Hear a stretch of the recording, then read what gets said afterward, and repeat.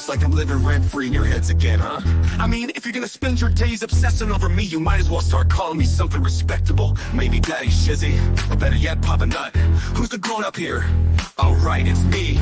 Let's go. Call me Daddy, yeah, that's who I am. Running your mind's like a master plan. Papa Nut, Shizzy Daddy, take your pick. Alone in your thoughts while you still act sick. Call me Daddy, it's what you mean. While you chase the crust and I take the lead. Living rent-free, that's my name. Go ahead, say it, put some respect on your name. Man, I'm too old, well here's a surprise. I'm the one with the brains while you're stuck with the lies. You act like you're experts, but here's the reality. I'm the one controlling your mental reality. So while you're out there trying to throw shade, I'm sipping coffee and you're feeling betrayed. You're mad, I got the spotlight, now it's my time. So why not call me Daddy or Papa with a rhyme? I'm the landlord and you're just the tenants, stuck in your headspace with no insight, no repentance.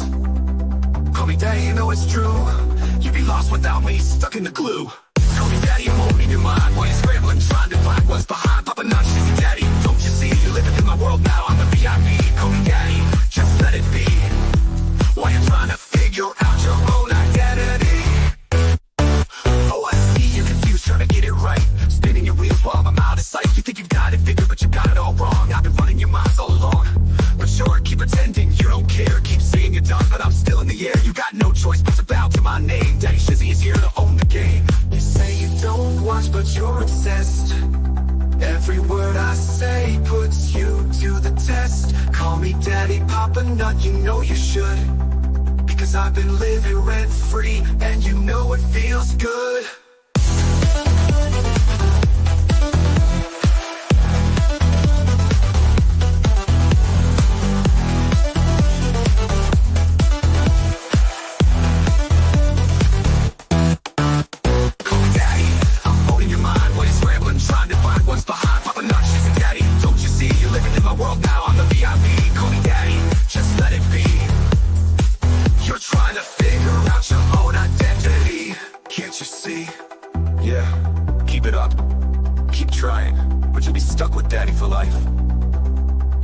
Shizzy Daddy, all in your headspace, and there's no escape.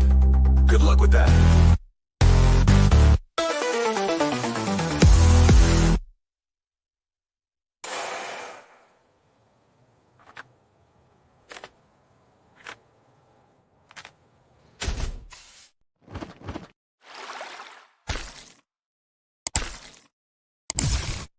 Good evening, happy Sunday, happy fun day. I was so busy this week. I didn't have time to work on getting a story together. I would have done a spicy Sunday for you guys. So sorry.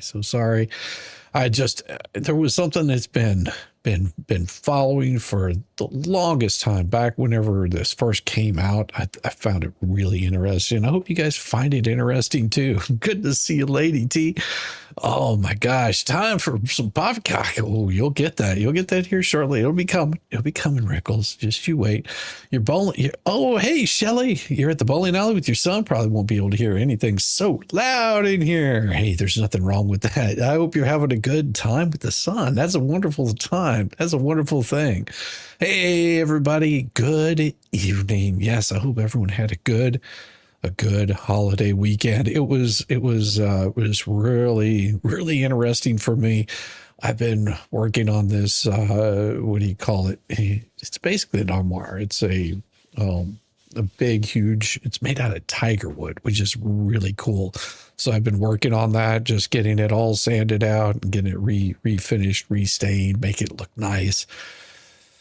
It's a lot of work. I mean, this thing is older than probably me and my grandparents. I think it's probably pretty damn old, but I've been working on that, is just making it look pretty. So that's pretty much what I spent my entire weekend doing. Just nothing but working on wood.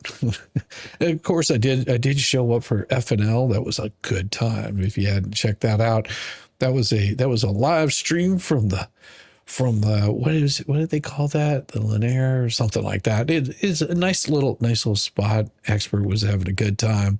It was a short stream, but it was fun. Tiger wood love the pattern of tiger wood. Yeah, it's got this is some really old tiger wood, so it's really super dry and it's There's some amazing enough some termite damage in there that I've been, having to go in and pick it all out, clean it all out. But yeah, it is pretty.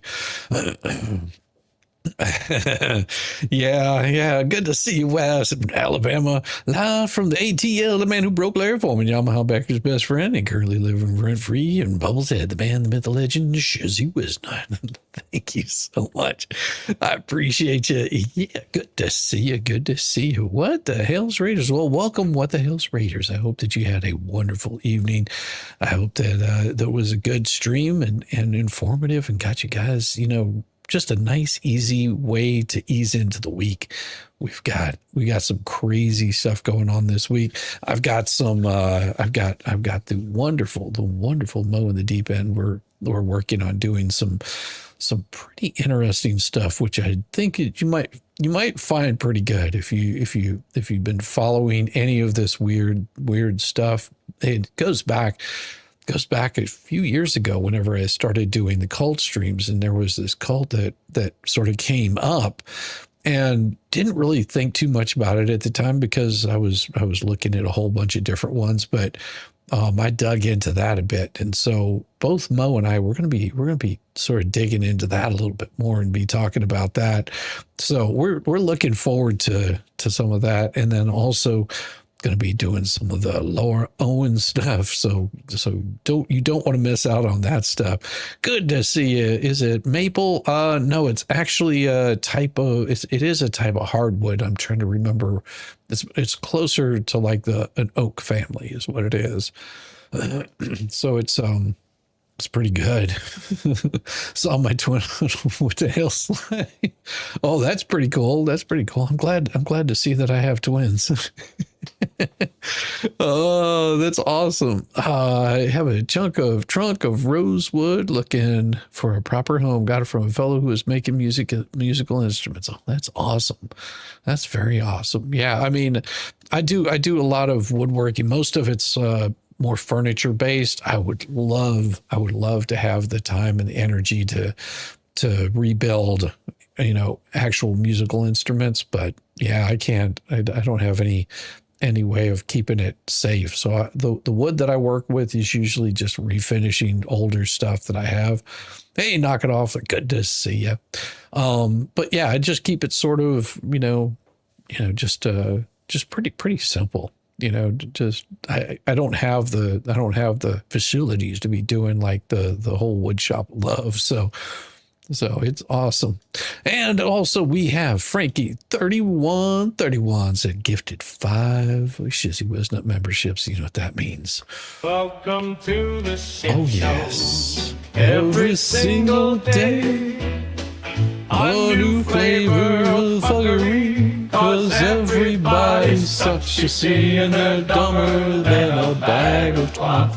Monday, Tuesday, Wednesday, and then 4 more days of beautiful. Thank you, Frankie. And make sure that you give some thanks to Frankie for that membership. I said,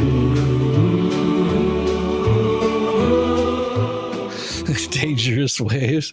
All right. So this particular story that I'm going to talk about it. And now the people in this were eventually found guilty, and they did serve time. All the people served some time. And what it was, let's just pull up the story. And now I can't show you what the initial post was.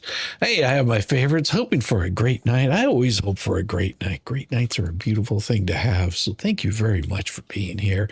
Hoping for a great night. I have my favorites. Thank you so much. That is so wonderful. Let me get you labeled up there.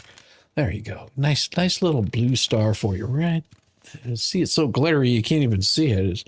It's right there. I mean, doggone it. Yeah, see the blue star right there? That's you. Thank you so much. Sometimes I sing this one, I'm not even here. Yeah, I mean, it's a cool song to sing. I love it. I love it. No, yeah, excellent. Thank you. Yeah, now this here particular story. Now this is the part which was really interesting. Remember last fall, A homeless veteran came to the aid of a woman stuck on a Philadelphia interstate. The woman and her boyfriend decided to pay it forward. All right. And that's where it starts right there. That right there is probably the most interesting intro to this. Oh, yeah. Sweet Fly says, I've been a member for 2 months. Well, thank you, Sweet Fly. I think you've been here longer than that, though. Welcome to the Thank you, shit Sweet show. Fly. Every single day. A new flavor of fuckery. Cause everybody sucks. You see, they're dumber than a bag of clots. Monday, Tuesday, Wednesday. And then 4 more days of increasingly stupid, Ridiculous, ignorant, balder, dash, poppycock, bollocks, and fuggery. Thank you so much, Sweet Fly. So glad to have you here. But not but. All right, so this homeless veteran came to the aid of a woman stuck without some gas. And they wound up starting an online fundraiser for the man, and donations flooded in. But now it appears this viral feel-good story may not be headed for a happy ending. So imagine that. So what it was is, what the hell? Play it again. Wes, all right. Welcome to the shit Okay, show. there you go, Wes. Every Good to see single ya. day. Speaking of somebody in Alabama, I need to reach out to somebody out there in Alabama. Give them a holler. That'd be awesome. Monday, Gotta reach out to Wednesday, somebody that I think would be really interesting, and I think you guys would enjoy. Ridiculous, ignorant, boulder, dash, Poppycock, bollocks, and fuggery. Thank you, Wes. I appreciate you being here, man. It means so much. Yeah, man. So it's calling from Cinch from my California ringtone. I love that. All right, so here we go. We'll be joined live by the couple in just a moment, but first, watch this. Last fall, Johnny Bobbitt's story went viral. The homeless veteran gave his last $20 to help Kate McClure, whose car ran out of gas on an interstate in Philadelphia. Now look at the amount that was brought up. So gave his last $20 to help Kate McClure. Oh yeah. I'm out from a walk. People look at me like, what was that? Yes, I love that too. Cat whisperer. Yes. A lot of people tend to forget that this changed the way that GoFundMe operated. It changed the way that people would start vetting their donations on all kinds of stuff. GoFundMe actually reached out to all of those people that gave their money and refunded it back to them because of this scam. Now it made national headlines. I mean, this was something that really changed the outlook of those kinds of donations. To say thank you, McClure and her boyfriend, Mark D'Amico, set up a GoFundMe page with a goal of $10,000 to help Bobbitt get off the streets. The story of selflessness inspired more than 14,000 people to donate over $400,000. As of right now, we have that much. I can't get there. 1,760. That changes my life. McClure and D'Amico say they were helping Bobbitt manage that money. But today, Bobbitt tells the Philadelphia Inquirer that he is back on the streets. Oh, and this is where it gets all twisted. As wood iron? It could. Let me see. Redo Billy Joel's "We Didn't Start the Fire" with you on my phone since the day it dropped. That's awesome. Back on drugs and wondering where it all went wrong. Telling local media he's only seen a fraction of the money and now retaining a lawyer. What he would like is to obtain the money that was raised for him. Over 14,000 people gave money to Johnny Bobbitt to help him get off of the streets and have a safe place to live. McClure and D'Amico tell the Philadelphia Inquirer that they have already given Bobbitt more than half the money. The couple, meantime, appears to be doing well, and in an interview with the Inquirer, Bobbitt says maybe too well, posting pictures of vacations and what he says is a new car. But the couple says that's far from the truth. They say that recently they bought a used car with 60,000 miles on it, telling NBC News they used their own money, not the donations.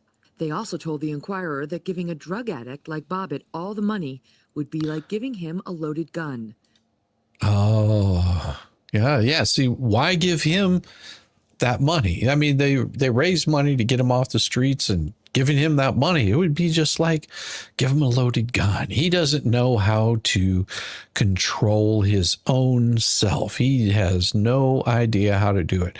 I mean, there's a proper way of doing something like this. I mean, if you were doing something like this, you could set that up into a trust, and then have a trustee of that, like a court-appointed trustee that could actually handle something pretty simple like this to make sure that it goes, where it's supposed to go to, take care of living expenses or anything like that.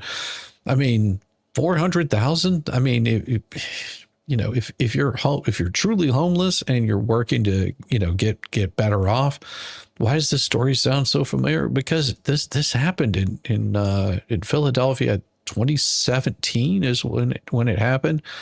Yeah, it was crazy. But Bobbitt's lawyer says the money belongs to her client and that Bobbitt and the 14,000 plus donors are entitled to a detailed accounting of the money that's been spent and raised. Yeah, see, a detailed accounting of the money. Now that's something that got really interesting, is because there wasn't any detailed accounting of that money. Luckily for those people, it was on GoFundMe, and GoFundMe was like, we'll take care of this. Recently, you get my drift? Oh, I got you drift.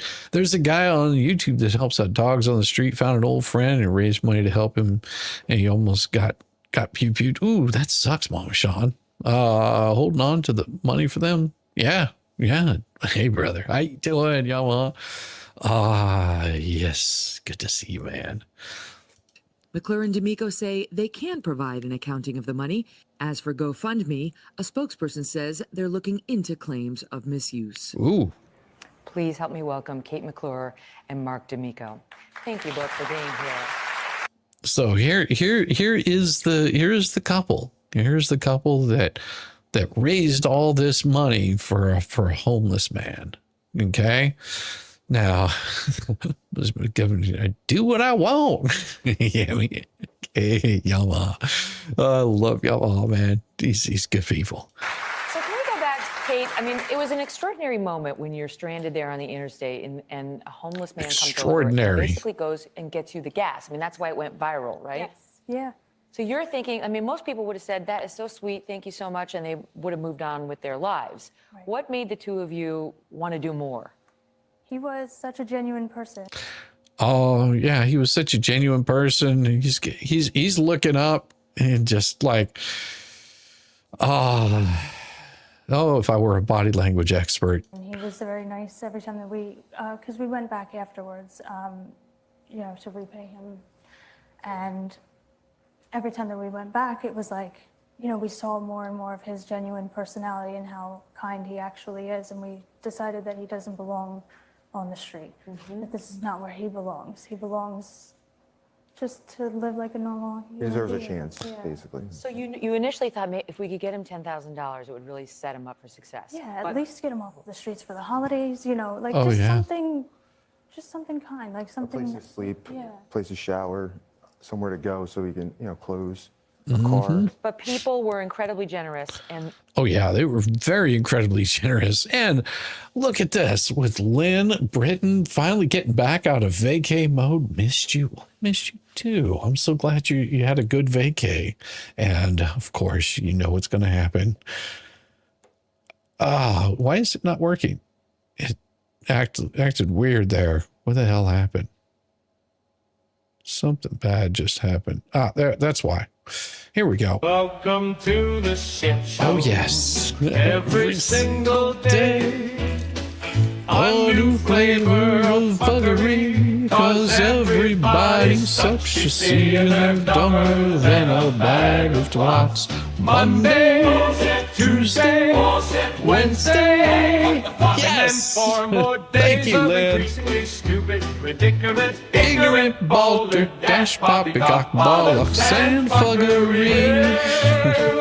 all over again. Oh, yes, now.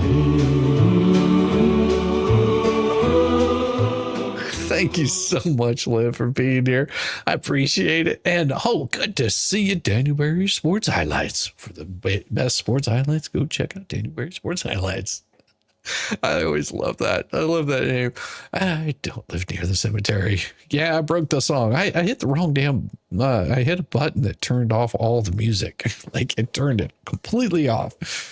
But it's back. It's back. The story went viral, and you wind up with $400,000 from, which is so extraordinary. So Yeah, extraordinary. you didn't get him a house. Like, were you in control of the funds from the beginning? Like, you didn't. Yes. Why didn't you just Yes. cut him a check? Why didn't that happen? Well, in the beginning, it was as simple as he didn't have a bank account. Okay. He had no documents, no ID, no birth certificate, nothing.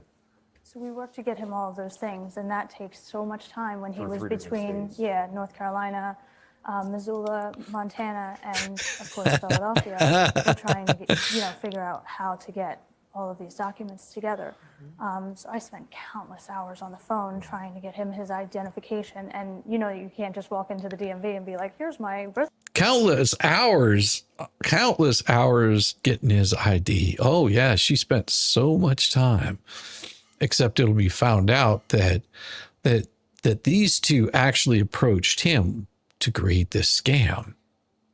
So you have to take that into consideration. He almost pulled a Megan. No, I wouldn't end the stream. Damn it.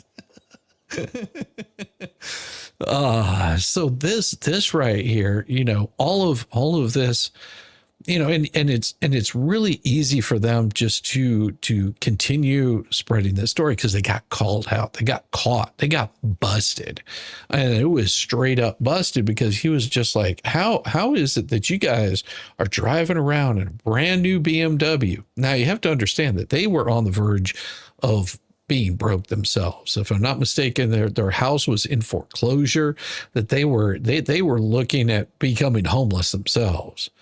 And they approached Bobbitt to create this. And once all of this stuff came, first breaking buttons, no, that's more like an expert breaking all the buttons or just pushing all the buttons. So they were on the verge of losing pretty much everything. They were in debt up to their eyeballs.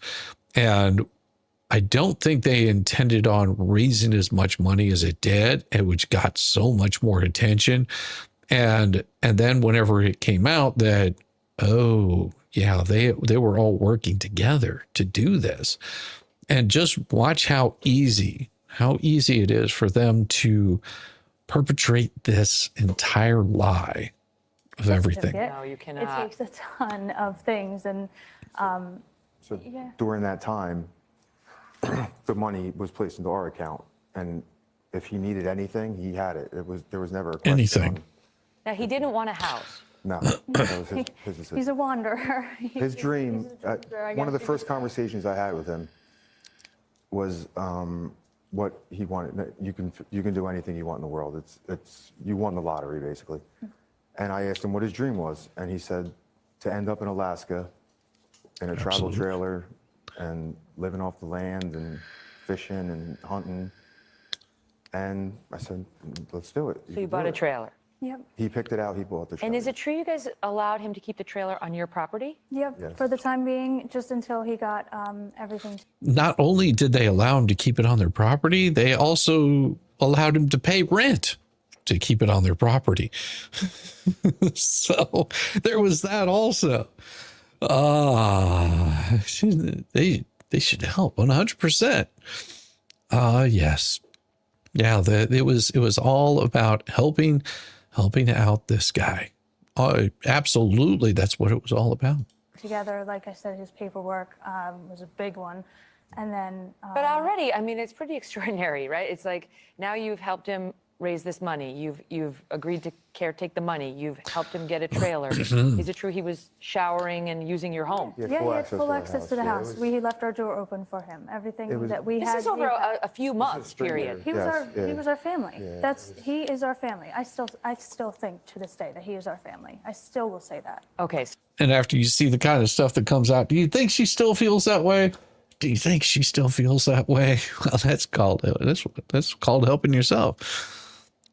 If I find a homeless cockroach, can I grift on it? Absolutely. Absolutely, cat whisperer. Alaska, where the mosquitoes are the state bird and fly away with baby moose. I don't know. I've never been to Alaska. I wouldn't know. So, but like every family, now there's drama. Of course. Right? And dysfunction. And the question is, now he's basically accusing these two of a fraud. And is there really reason to believe that? We're going to pick it up there after the break. Oh, is there any reason that there's a fraud here? We'll pick it right up after the break. Yeah. Oh my. What the hell? Ah, yes. It's this is where it starts getting crazy. I have family that's accurate. Okay. I don't know. And we're back now with Katelyn McClure and Mark D'Amico, who started a fundraiser for a homeless veteran, Johnny Bobbitt, after he came to Kate's aid when her car stalled on the highway. Now they find themselves in a dispute with Bobbitt over the money. So let me ask you, Mark, to people who say, okay, so then once you got the IDs, why don't you just create an account for him? Just at that point, create an account or get a trustee for the money. Why didn't you do that? Oh, yeah. Why not? During the course of us getting all those proper documents and everything, the red flags were popping up. And right after Christmas, we were going to see my dad, and we deposited $25,000 in his account. So you did create an account, but you didn't feel comfortable giving the entire $400,000. Yes, because we saw the pattern that was developing. That suggested what to you? That Charges had been laid. Let's see. Charges had been laid. Not only were charges laid, but if I'm not mistaken, everyone's out of jail now, if I'm not mistaken. So they've all served their time. But yeah, charges were laid in 2022. So I think that this guy right here got sent to he's in Philadelphia now. He was charged in New Jersey. She was charged in New Jersey. Bobbitt was charged in New Jersey because he was in on it also. It was all a big sham. And that's what we're going to be talking about tonight. Wanted a cruise, to go on a trip to Cabo. Well, they did go on a trip. People like this couple will go to hell, not for taking advantage of the homeless, but even more so a veteran. Sending love to everyone here, and Welcome to the shit show. oh yes, every single day, a new flavor of buttery, 'cause everybody sucks, you see. And thank you for being here for 3 months. I appreciate you. Thank you, Donna. Wednesday. And 4 more days of increasingly stupid, ridiculous, ignorant, balderdash, copyright, wallets, and buggery. all over again. Yes, he was actually part of the scam. And thank you again, Donna.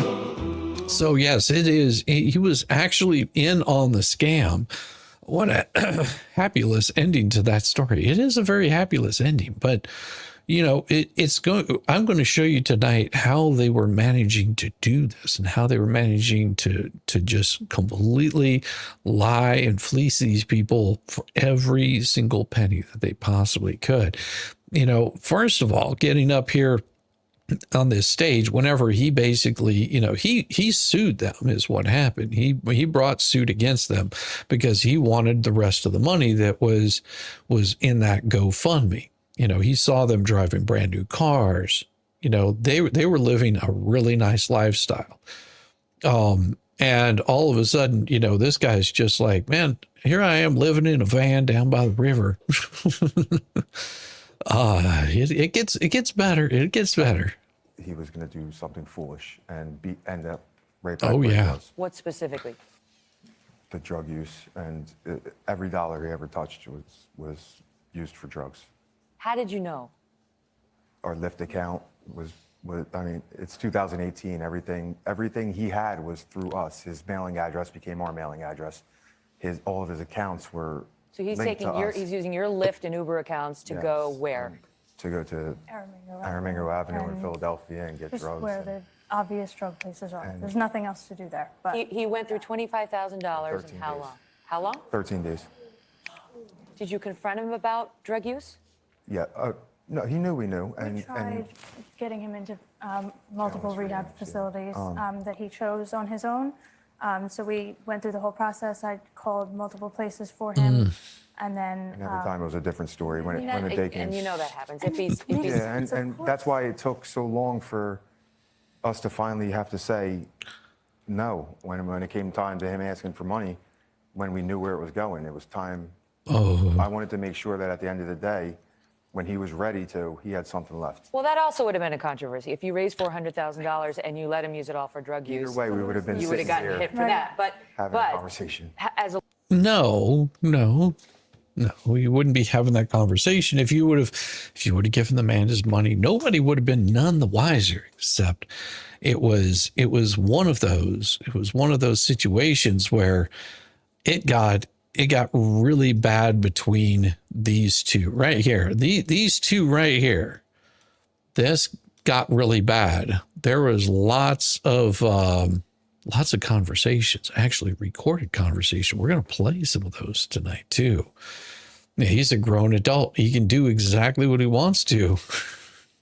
Do exactly what he wants to with it. I would say to you, why not put it all in a separate account and get a trustee to manage it rather. Yeah, that would be the simple thing to do. That would be really easy.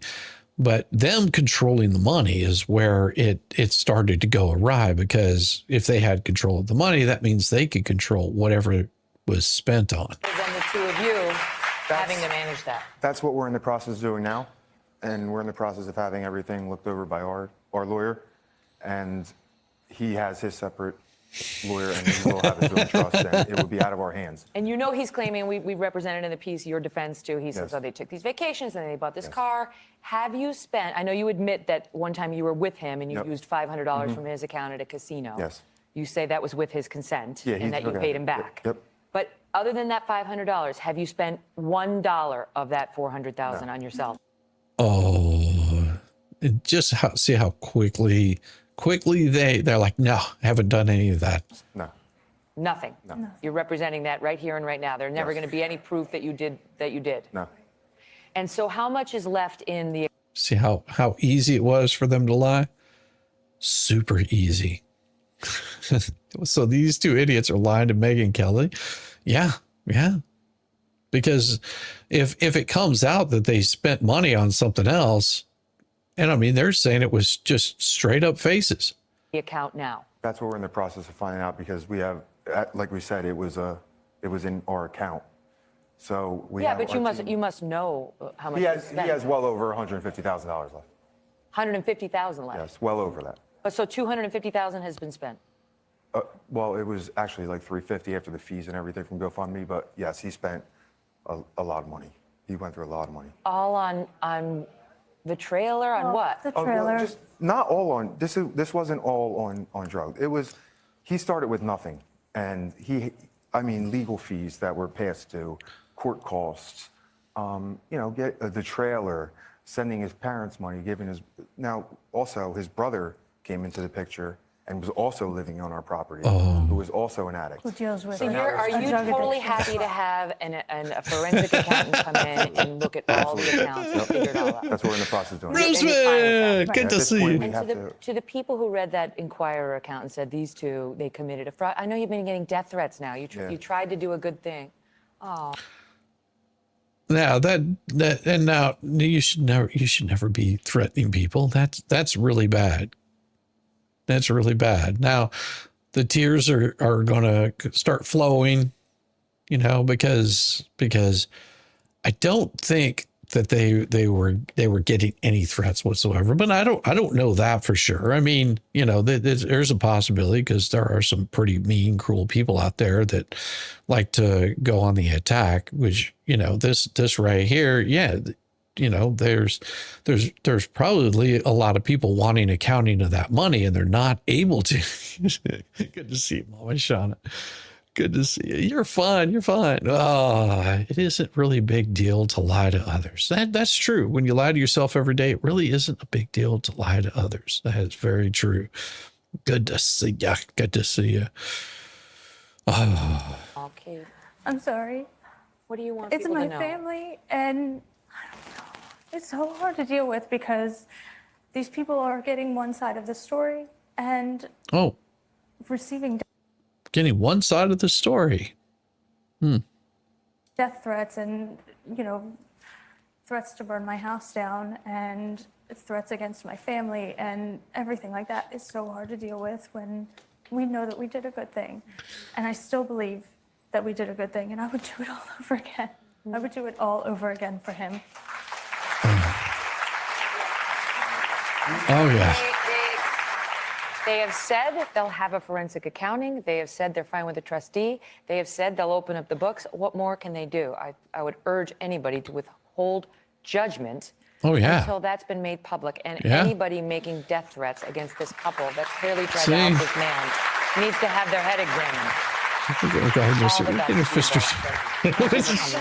right, we'll be right back. Hello, Today fans. Thanks for checking. All right. So what we got, and it's going to be, and I will show it here shortly. Give me a second, because that wasn't the only thing that happened there. Give me a second. Oh, God bless. What happened? All right. So this was part of what came out in that. So I don't know how good the audio is going to be on this, but this was something from Channel 10, Telemundo. Just listen. You fucking did this. You fucking did this. Everything. You started the whole fucking thing. You did everything. I had no part in any of this, and I'm the one fucking taking the fall.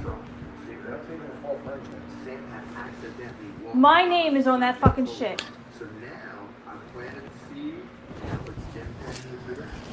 Because of you, because of me listening to you. Okay? Yeah, because you listen to me, see what happens to our lives. Yeah, no shit. Exactly. That's what I'm saying. Ooh. I might be going to jail because of something that you said. Stop what? You don't go to jail for lying on TV, you dumb bitch. Oh, no. Yeah, if you're coming, you think this is bad. I know a couple that fleeces bread out of. Oh, Jesus. Why would somebody do something like that? You heard what he said. If this turns into a criminal thing. You don't go to jail for lying on TV. But who made me lie on TV? Who cares? What do you mean, who cares? I care. Who fucking wrote all this shit on GoFundMe? I blame you then. I am blaming you. Oof. Yeah. Wow. Just wow. Please stop. Please stop. Please stop. You're blaming me? You're blaming me? You're blaming me? No. You're blaming me? You dumb fucking bitch, you're blaming me? Cause a junkie decided to start fucking bullshit? That's what you're falling for? You weak fucking bitch? You hear yourself? And they turn on each other. Who was wearing the wire? Oh, she is. She was wearing it to record because this was their ongoing conversations.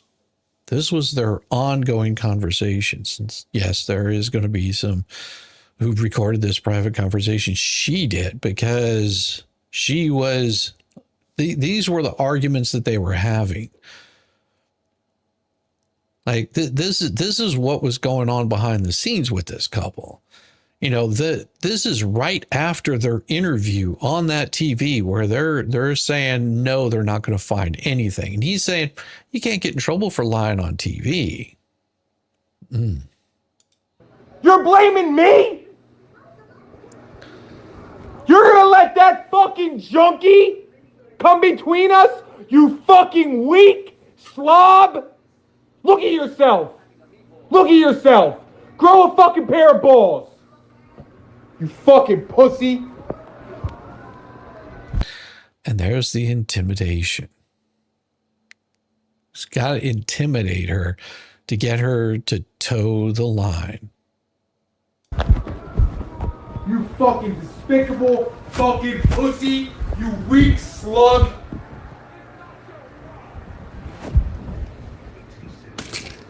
That's what you're gonna do? Then fucking have fun by yourself.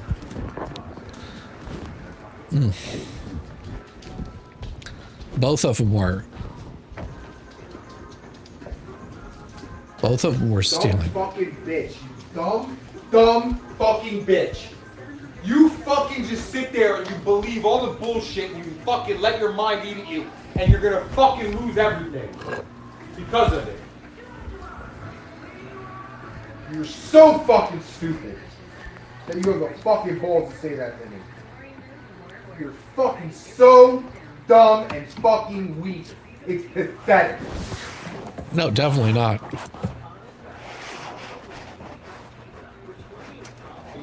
You have anything to say for yourself?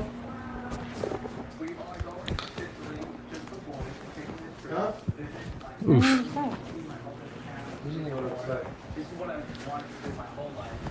That's what you was thinking about? You was thinking about it? Think of my what? This is all my fault. I'm a bad person. I didn't say you were a bad person. This is all my fault.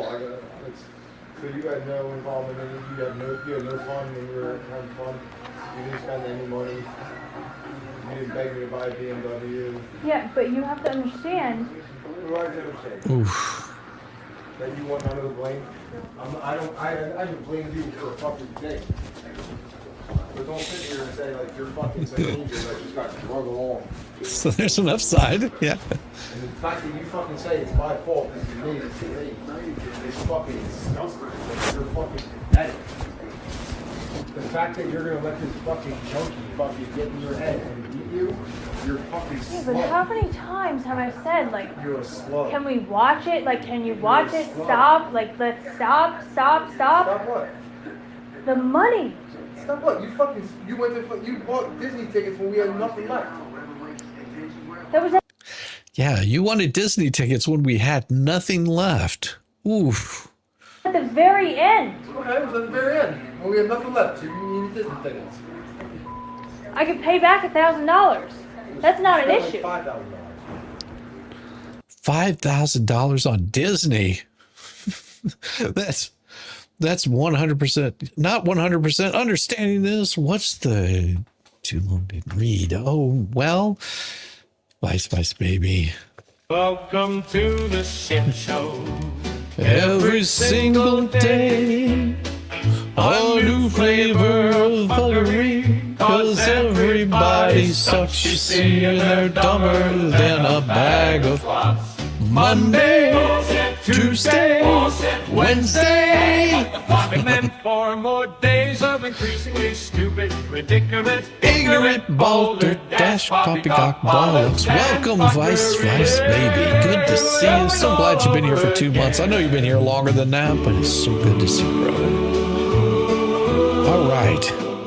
So what it is this couple here? I'll draw pictures. Work really well. This couple right here. You know, with the red rings around their eyes, got this guy right here with the little angry brow on him. Okay, they talked him into doing a GoFundMe scam about 2017, 2018. They raised about $400,000. Okay. Now, what homie over here did is they got on national TV, and after this guy said, "Hey, I'm gonna sue you," okay, So this guy right here said, hey, I'm suing you guys. You raised $400,000. And he's looking at them saying, you raised $400,000 and all I have is this little bit of money left. So he sued them, and this started an investigation on where all that money had gone to. And then come to find out that this group got together, and what they decided to do was to raise money. They all got together, raised a little bit of money, about $400,000, a little over $400,000. And they did it through GoFundMe, saying, hey, help this homeless guy out. But it was all a scam. There was never any reason for them to raise this kind of money. You know, the thing that they talked about in the first place never happened.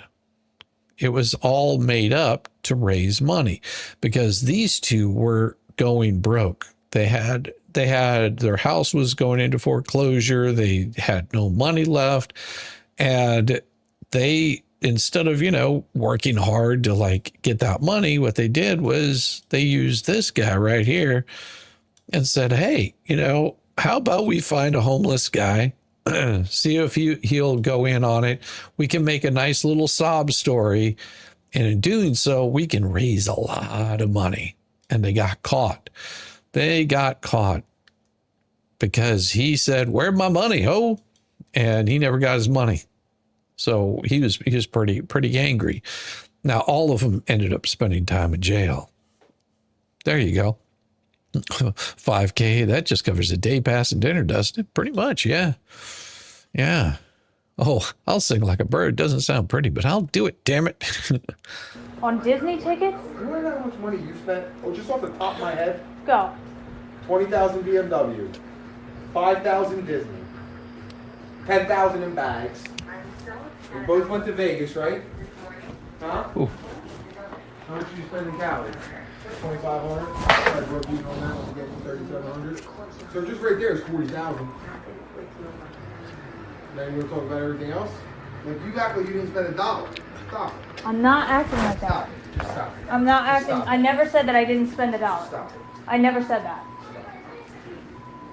Maybe someday you're gonna be fucking junkie, fucking getting head, fucking deep fucking slime. Oh.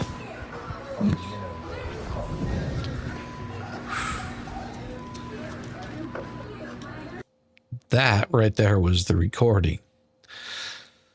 That was the recording of their argument over that. So what this story brought out was this particular one, how this trio's $400,000 GoFundMe scam was finally exposed.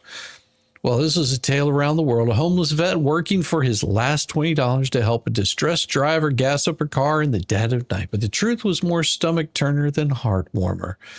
Oh, yeah, it was. The hero, the woman he saved, and her boyfriend were a trio of scam artists who knew each other for a month before the so-called chance encounter. And the $400,000 they raised on GoFundMe was blown on luxury items and gambling trips and included lavish New Year's trip to Las Vegas, officials said Thursday. The entire campaign was predicated on a lie, said Burlington County, New Jersey prosecutor Scott Coffina in announcing criminal charges against Mark D'Amico and Kate McClure and vagrant Johnny Bobbitt. McClure did not run out of gas on I-95 off-ramp, and Bobbitt did not spend his last $20 to help her, Coffina said. Rather, D'Amico, McClure, and Bobbitt conspired to fabricate and promote a feel-good story that would compel donors to contribute to their cause. The Florence Township couple had already known Bobbitt for at least a month before their Paying It Forward campaign went live on November 10th, 2017, spotting him panhandling by an underpass during the frequent gambling jaunts to Philadelphia's Sugar House Casino. So they were just gamblers. The first interactions even started when the same kindness they later projected to their bogus GoFundMe campaign, with the couple spotting Bobbitt $10 here, a hot cup of coffee there, officials said. I don't know why that homeless guy by Sugar House just keeps popping in my damn head today, McClure, 28, text messaged her boyfriend October 16, 2017. Dude, I just thought about him, replied D'Amico, 39, as the conversation turned to ways to help out the 35-year-old former Marine. Food, clothes, a Nintendo Switch, even a job and a house. Less than a month later, it was Bobbitt who supposedly came to McClure's rescue when her car clunked out off the same Giard Avenue exit ramp where the trio first met. McClure's tank ran bone dry along the desolate, litter-strewn stretch of I-95, forcing her to hike to the nearest gas station in the dark, or so the story post to the GoFundMe page went. I never ran out of gas before. My heart was beating out of my chest. I pulled over as far as I could and got out of the car to head to the nearest gas station. That's when I met Johnny. He told me to get back in the car and lock the doors. A few minutes later, he came back with a red gas can, using his last $20 to make sure I could get home safe. In reality, it took McClure less than an hour after the campaign went live for her to tell her skeptical best friend that the too good to be true tale was exactly that. The gas part was completely made up, but the guy isn't. She texted the friend, whom officials didn't identify by name. I had to make something up to make people feel bad, so shush about the made up part.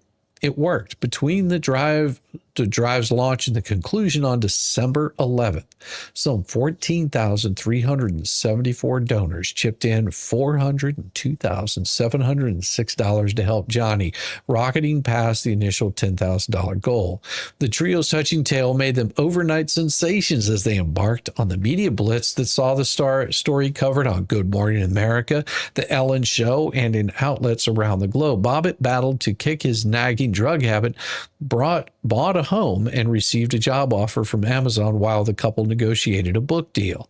But behind the scenes, McClure was feeling the heat, even getting guilted by her own mother for the ruse. My mother just called me and said that people go to jail for scamming others out of money. So there's that, she texted her friend. That's what my own mother thinks of me. Meanwhile, relations strained between Bob and the couple, who allegedly kept the bulk of the $367,000 that they received after GoFundMe took its cut for processing fees. Bobbitt claimed he received only about $75,000 when McClure and D'Amico blew through the rest on everything from a 2015 BMW to designer shoes and sunglasses to a New Year's trip to Las Vegas and a helicopter flight over the Grand Canyon. Over $85,000 was withdrawn by the couple in or near casinos from Vegas to Atlantic City to Philly, financial records revealed to investigators.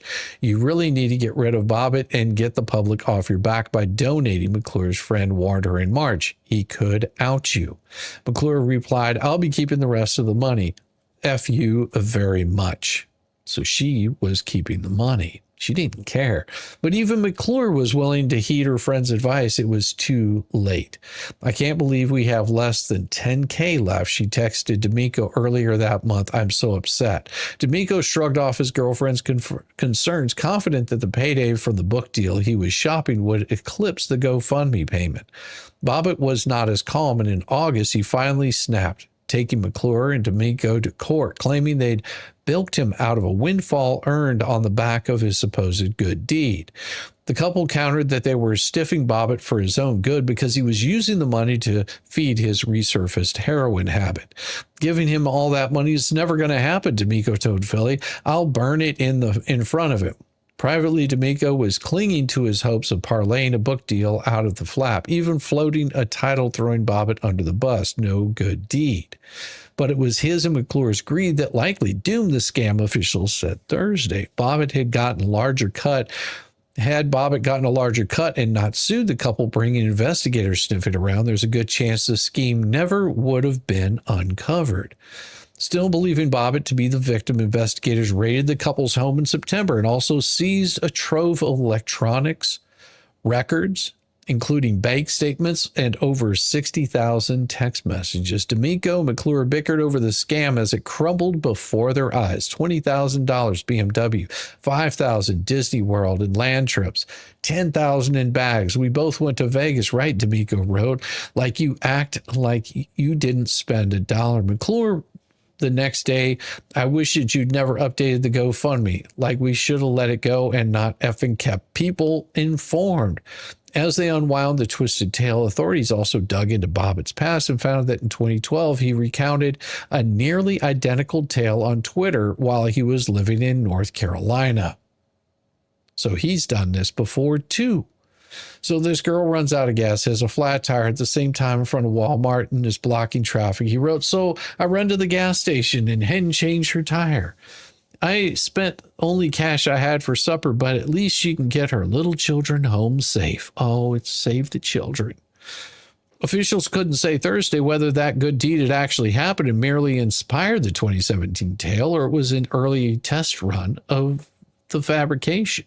Either way, I don't think it's a coincidence. Bobbitt deserves our appreciation for his willingness to serve our country as a United States Marine, and he has our sympathy and concern for the homelessness that he's experienced, as well as his publicized struggle with addiction. But it's imperative to keep in mind he was fully complicit in the scheme to defraud contributors. McClure and D'Amico were taken into custody on Wednesday, processed and released, while Bobbitt was arrested in Philadelphia as awaiting extradition to New Jersey. All three face charges: theft by deception and conspiracy to commit theft by deception, punishable by 5 to 10 years behind bars. A lawyer representing the couple declined to comment. There was no answer at their Florence, New Jersey home. Multiple calls to attorney representing Bobbitt went unanswered. As for the money, investigators are still trying to account for every penny, but Kofina said it's believed zero is left. GoFundMe's statement said everyone who donated to help Bobbitt would be fully refunded in the coming days. It was fictitious and illegal, and there are consequences. And those consequences did come.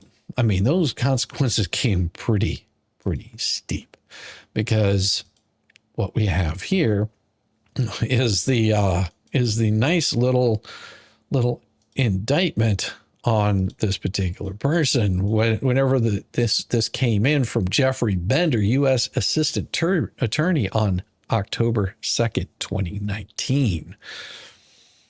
And here it is right here. Attachment A, count 1, wire fraud conspiracy from in or around November 2017 through in or around September 2018 in Burlington County in the District of New Jersey and elsewhere. Defendant Mark D'Amico did knowingly and intentionally conspire and agree with Katelyn McClure, Johnny Bobbitt Jr., and others known and unknown to devise a scheme and artifice to defraud individuals and obtain money and property from individuals by means of materially false and fraudulent pretenses, representations, and promises, and for the purpose of executing such scheme and artifice, transmitted and caused to be transmitted by means of wire communications in the interstate and foreign commerce, certain signs, signals, and sounds contrary to Title 18 United States Code, Section 1343, in violation of Title 18 United States Code, Section 1349.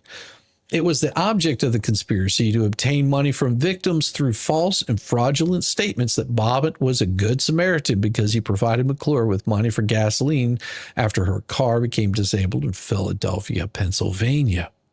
As part of the conspiracy, Mark DeMarco, McClure, Bobbitt established and updated a GoFundMe crowdfunding campaign webpage that falsely recounted Bobbitt acting as Good Samaritan who provided his last $20 to McClure for gasoline and falsely claimed that he would raise the funds would be controlled by Bobbitt and used for his benefit. Now, you have to understand that this first part of it, this wire fraud conspiracy, by raising money for one thing and using it for another, is what starts causing some serious problems. Now, money laundering and conspiracy, this is where it gets really interesting. Did knowingly conspire and agree with McClure and Bobbitt with others to exchange in monetary transaction, namely deposits, withdrawals, transfers, exchanges of United States currency, monetary instruments by and through to a financial institution, affecting interstate and foreign commerce, and criminally derived property of a value greater than $10,000. And that number is really important, that it was derived from specific unlawful activity, that is wire fraud, in violation of Title 18 United States Code Section 1343, contrary to Title 18 United States Code Section 1957, in violation of Title 18 United States Code Section 195-6H. As part of that conspiracy, Mark D'Amico, McClure, Bobbitt caused a financial transaction affecting interstate and foreign commerce to occur. That was on or about December 27, 2017. McClure transferred $25,000 from her bank account and deposited it into Bobbitt's bank account. So that right there is following all of these Title 18s. It's following a lot of rules that right there, like from the UK, from anywhere, any money that's coming from anywhere that's being transferred fraudulently or fraudulently raised money could be held under that. I, Keith Mellinson Affian, state that I am a special agent with the Federal Bureau of FBI. That information set forth in this affidavit in support of a criminal complaint is based on my personal observations, my training, experience, information obtained from other agents, witnesses, review of records, and so on and so forth. It says it's for the sole purpose of establishing probable cause to support an issuance of a complaint. I have not included each and every fact known by the government concerning this investigation, except as otherwise indicated. The actions, conversations, statements of others identified in this affidavit are reported in substance and in part, similarly dates, times, or approximations, and should be read as on or about, in about, or at about the date or time provided. He just says that how long he's been an FBI agent, completed training. Now the background on this, then this is where he gets into the story. This is where you should really get into the story. Is the FBI, the Internal Revenue, RRS, Criminal Investigation, or IRS-CI are currently conducting an investigation of wire fraud, money laundering, conspiracy perpetrated by Mark D'Amico, hereafter D'Amico, his then girlfriend Katelyn McClure, and Johnny Bobbitt Jr. between November 2017 and 2018. During this time, D'Amico and McClure lived together in a residence in Bordentown, New Jersey. Bobbitt was a resident of Philadelphia prior to moving to Bordentown. The co-conspirators utilized the internet platform GoFundMe and to obtain over $400,000 from more than 1,432 donors by claiming that they wanted to reward Bobbitt, a homeless man, for his generosity in buying gas. Wait, well, it's not like building fences between us. Let's keep the road open so there'll be no tortious interference. Let us dance the pole in friendship. I have ones. Love you, brother. Bobbitt did not purchase gas for, and as explained below, McClure have entered guilty pleas in connection with this investigation. On March 16, 2019, McClure pled guilty to a single count information charging her with conspiracy to commit wire fraud. On the same day, Bobbitt pled guilty to a single count information charging him with conspiracy to commit money laundering. Yeah, Bobbitt and McClure turned. Substantial portion of the raised funds were utilized by McClure and D'Amico for personal purpose unrelated to Bobbitt. The GoFundMe campaign. Give me a second. I got a cough.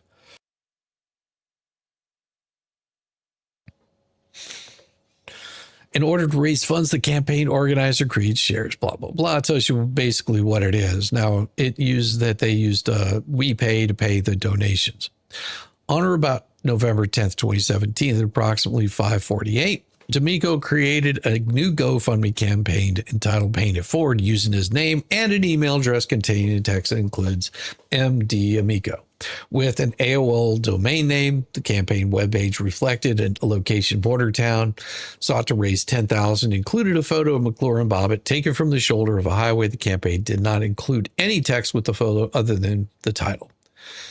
Approximately 9 minutes later, McClure created a new GoFundMe campaign entitled Paying It Forward using her name, email address known to law enforcement with the Comcast domain name. The campaign webpage reflects the same location And we'll just go down. It says New Jersey bought to achieve the same goal and included the name or nearly the same photo of McClure and Bobbitt as a campaign created by D'Amico minutes earlier. In contrast, the campaign created using D'Amico's name, McClure's campaign included a story describing how Johnny Bobbitt used his last $20 to purchase gas. And we know what that story was. Get him those first and last month's rent and an apartment and reliable vehicle and 4 to 6 months worth of expenses. So what they were telling people is they were raising money. They're raising money to do something. Now, and it was just as a pay it forward, get him a first and last month's rented an apartment. Now we know from court records and all of this that there was never an apartment. Well, as of 2025, that would be 2025. So that's the thing. But you're talking about different kinds of money. Like Shizzy's voice. I love the sparkle helmet too. Well, thank you, Joe. I appreciate it. GoFundMe campaign created by McClure raised approximately $769 by midday on November 17th, around which time Burlington County Times ran a news article on the campaign. After the newspaper article was published, the campaign received donations at an increasing rate. The following day, D'Amico and McClure recorded a video of them telling Bobbitt about the campaign, showing Bobbitt the newspaper article and telling him the campaign raised to date more than $1,700. The video was later posted on the interwebs. During the next few weeks, D'Amico received an increasing amount of media coverage to include national television news, which coincided with an increasing amount of donations. In addition, participating in the news in the media interviews, McClure, D'Amico, Bobbitt also shared more than 20 updates on the GoFundMe campaign webpage. Because what's better than sharing updates?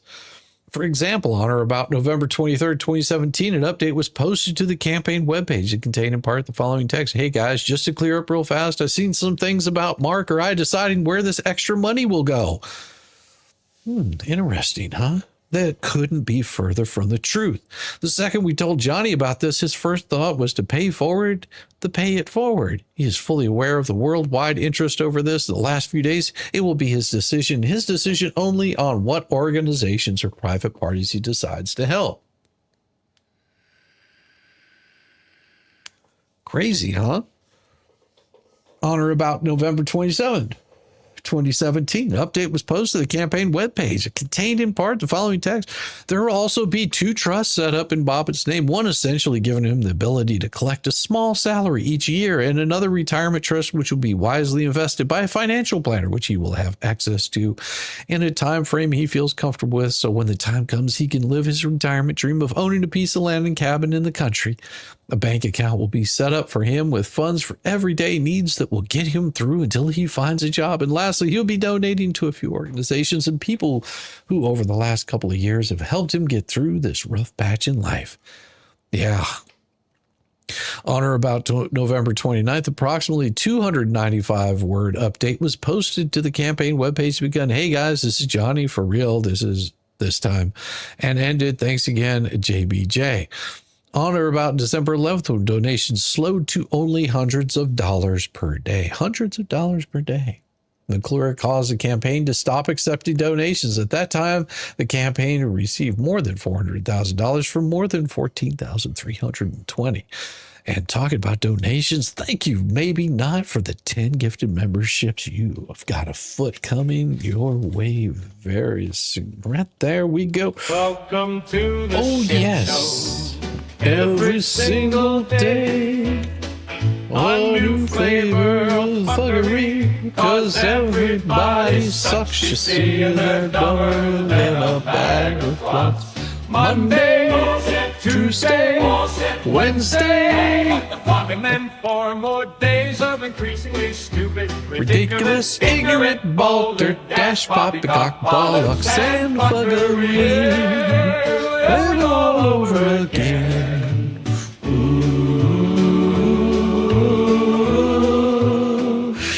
Thank you very much, maybe not, and welcome. Hey, Georgie, how you doing?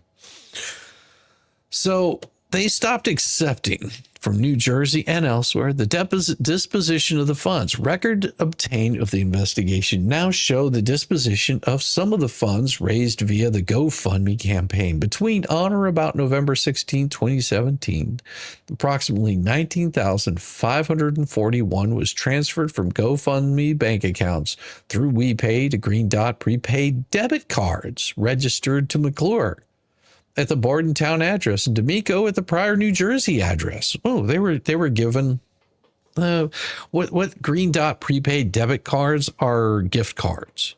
And they were registered to McClure and Bordentown address and D'Amico at the prior New Jersey address.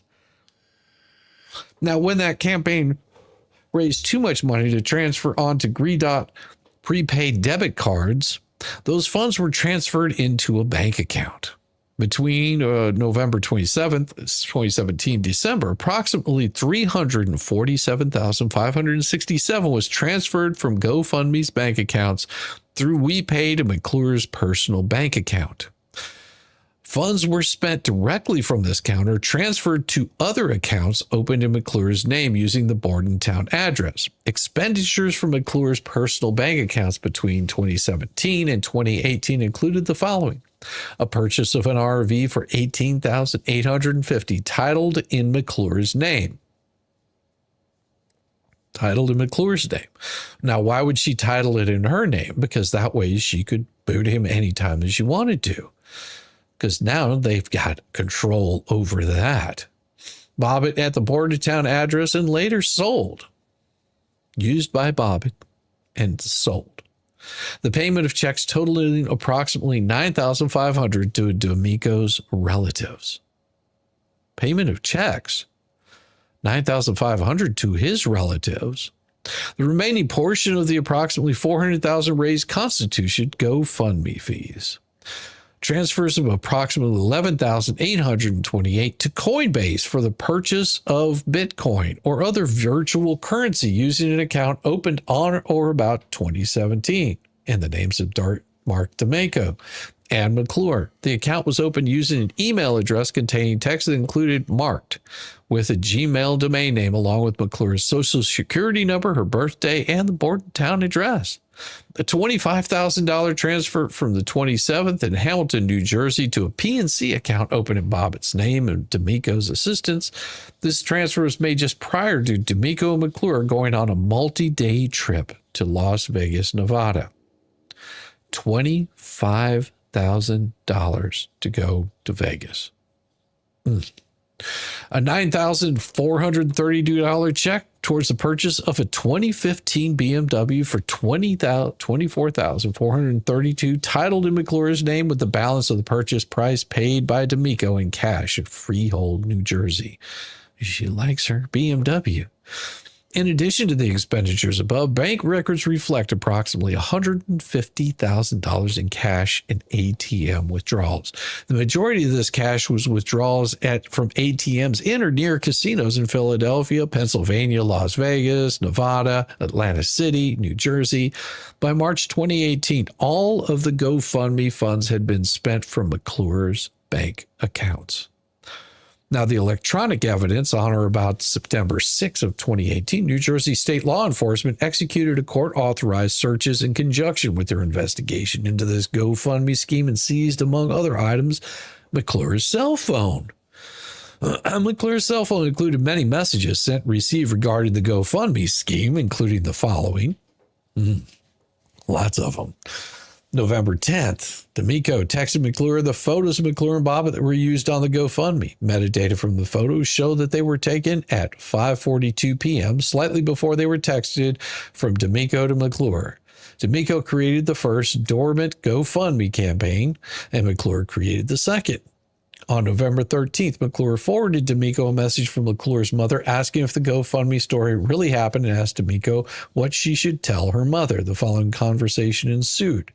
I'm just worried about the lying part, not anything else. D'Amico to McClure. Just tell her everything that's really happened, and that will be a tiny little lie. Everything else is true. Me and you texted about it over a month ago. McClure to D'Amico. So tell her the story is true. And he says, yeah. She says, okay. He says to her, tell her everything we did. All tell her everything. Just lie about that little thing and tell her we're not handing him cash.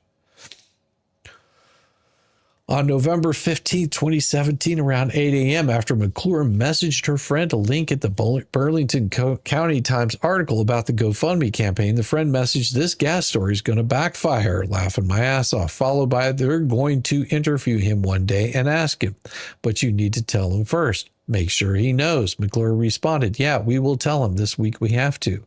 Minutes later, McClure messaged D'Amico, we need to go to him really soon, followed by tonight if we can. That night, McClure and D'Amico recorded the video described in number 9 above, showing Bobbitt the Burlington County newspaper article. On November 17, 2017, to 8 a.m., McClure messaged D'Amico, I don't trust you with any money at all whatsoever, and this all needs to be accounted for. Like, I'm really freaking out right now, just to be honest, which D'Amico replied, okay, I understand, but I'm telling you, it's fine. Trust me with this. It was all my idea. I'm not going to do anything. See how it is?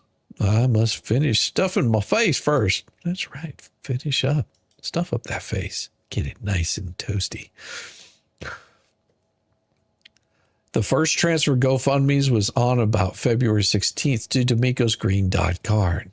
On the 27th, D'Amico messaged McClure the text of proposed update to the GoFundMe campaign website, followed by, I'm seriously special.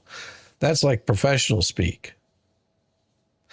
You got to put that in the story part and put it in the update part. So wherever they look, they see it. It's good, right? The same text was used to update the GoFundMe page 24 minutes later, was also made part of the story so that it would be displayed prominently on the campaign webpage. This text is described above. Now, McClure and Bobbitt exchanged multiple messages addressing a forthcoming update to the GoFundMe campaign website. McClure said to Bobbitt, if you want to send Mark with the update before you post it, do that. He's a brilliant wordsmith, you know? Bobbitt to McClure, I just texted him. McClure to Bobbitt, okay. Bobbitt to McClure, going to smoke and then let's do this. Can't call you in a few. McClure said to Bobbitt, well, sweet, sounds good. He said he can write the whole thing for you and you can look it over and shit if you want it. It's up to you. Bobbitt says to McClure, you can post it if you would like. McClure to Bobbitt, damn, dude, I'm crying. That was perfect. It's posted. The update was posted to the GoFundMe campaign webpage. On November 30th, D'Amico and McClure exchanged the following message. D'Amico to McClure, like, take out cash, use checks for his shit, and get a card each. McClure to D'Amico, why a card each? I feel like we're going to fucking blow through this money. We need to set up accounts before we start spending. D'Amico to McClure, just because we have a card doesn't mean we spend. Just so we both have one. Just dropped over $300K in your shit. Get the fucking card. McClure to D'Amico, you? Yes, me. McClure and Bobbitt exchanged multiple messages addressing Bobbitt's desire to spend some of the funds. Bobbitt to McClure, you're not bothering me at all. I need to know the money situation, like how much I can give out total, and then I can decide how much and who and what gets. You know what I mean? I hope I'm not bothering y'all. McClure says to Bobbitt, yeah, we're going to sit down and talk about that soon, but if you have a list of people, it'd be easier to write down a number next to their name. Bobbitt says to McClure, I'm saying I need to know how much I have to work with total so that I'm able to decide how much I'm able to give people. So it sounds to me like Bobbitt's wanting to give money to people. McClure says to Bobbitt, okay, Mark said we'll go over the number on our end and you do the list of names and we'll put the two lists together. Is that cool?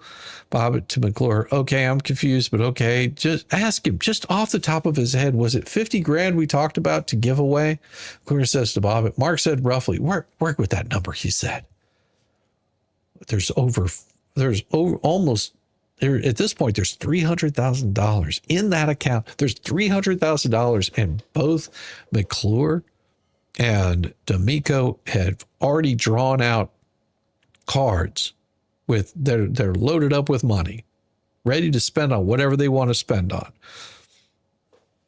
You know, it's a service fee. We're doing a service for this poor homeless veteran. We're getting him his money. I mean, there's $50,000 that he's going to give away to friends and family. Just $50,000. The rest of it's for him. Crazy, isn't it? On December 16, 2017, McClure messaged D'Amico that she got him $1,000. She says, hey, no need. 1,000 for truck one buy-in for me. Based on my investigation, I understand D'Amico's response to me that he wanted additional cash to play poker at a casino.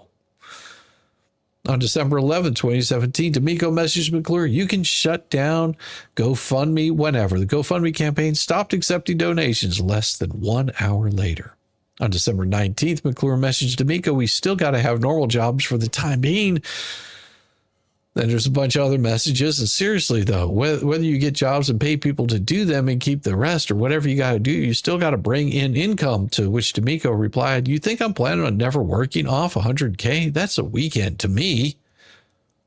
On February 10th, Bobbitt and McClure were messaging about D'Amico when Bobbitt messaged McClure, tell him we need him. He's our publicist, our fixer, to which McClure replied, right, oh my God, what would we do without him? For real. On February, McClure messaged D'Amico, I want to get that car because I'd like to have something tangible after you spend every cent we have on gambling. So next week sometime, they purchased a BMW on February 21st, 2018. February 21st, McClure messaged D'Amico, you got to watch what you're doing with that account. Like if you take out, put back in. This is the fourth time I had to transfer money in because it's negative. They exchanged additional messages, at which point D'Amico responded, we have 10 to 15K coming in next month or so. I have 12,000 in crypto and I'm going to make 5K a week with poker, plus at some point actually work. Yeah, this guy has a big head. Well, and this is the problem whenever you've got somebody that's, I mean, it's easy to gamble with somebody else's money, isn't it? I mean, it's not really your money, but hey, you know, I could lose all your money gambling and it wouldn't hurt me a damn bit. So, you know, gambling it can be a pretty bad deal. And he thinks he's going to make all this money off of crypto. Which, you know, if you're looking at 2017, if he would have spent, hell, $25,000, it'd probably be worth over, let's see, that was probably about 8,000. Oh, yeah, if they would have bought Bitcoin then, it would be well worth over 300,000 or 400,000 right now.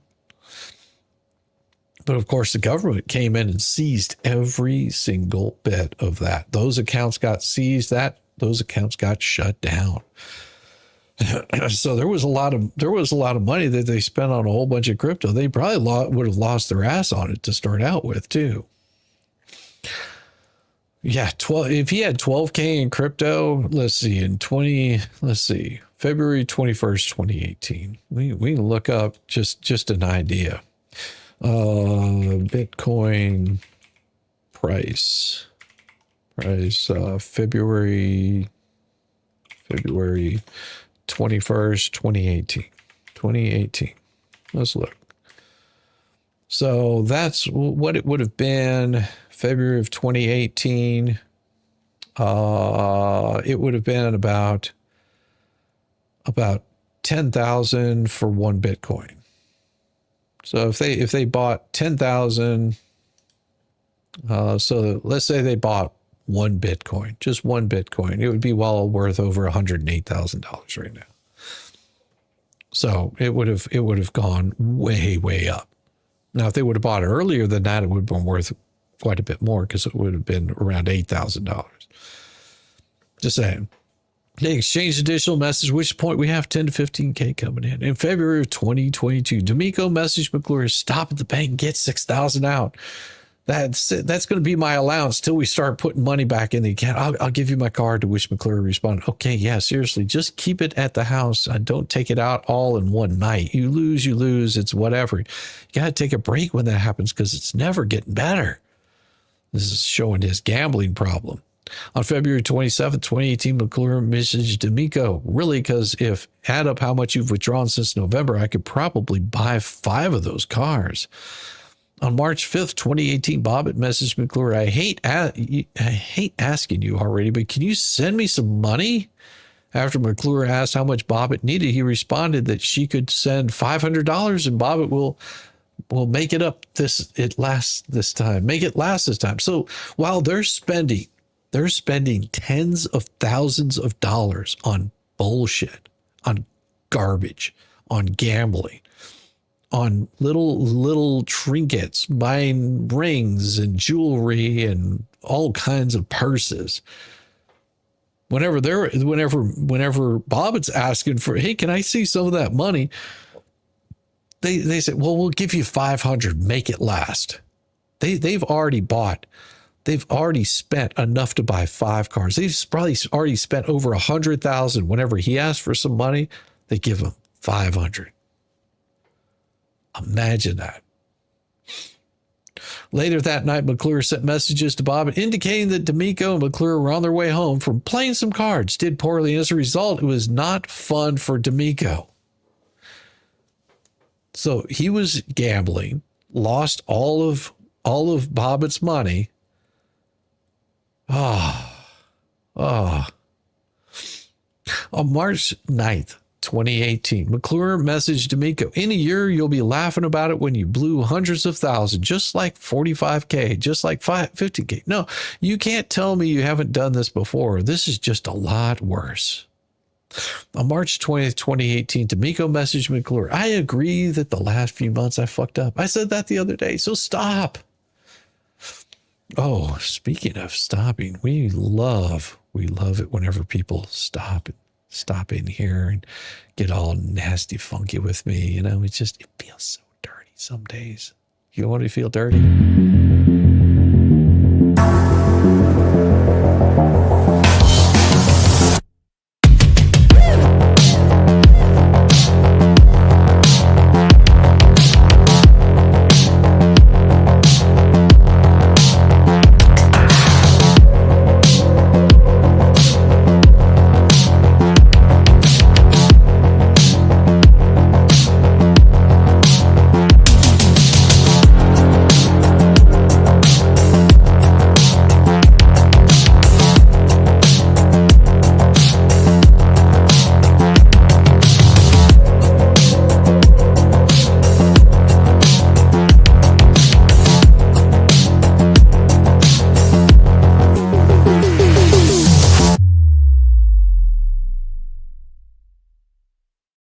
Ladies' night's complete whenever you show up, brother.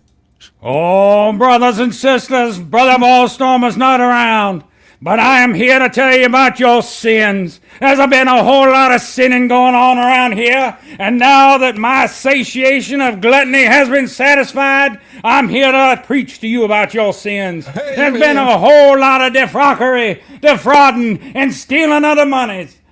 Now that we're all done with that and we got past that, we're going to be passed around a little plate now. So you're going to give until it hurts. You're going to give your sins away. Lay it on the plate of Jesus and give it all over to Shizzy. Back over to you, Brother Shizzy. Oh, man, speaking of religions, we got one I'm going to be covering with Mo. It's going to be good. It's going to be really good. Really? Oh, yeah. Yeah. Mm-hmm. Yeah.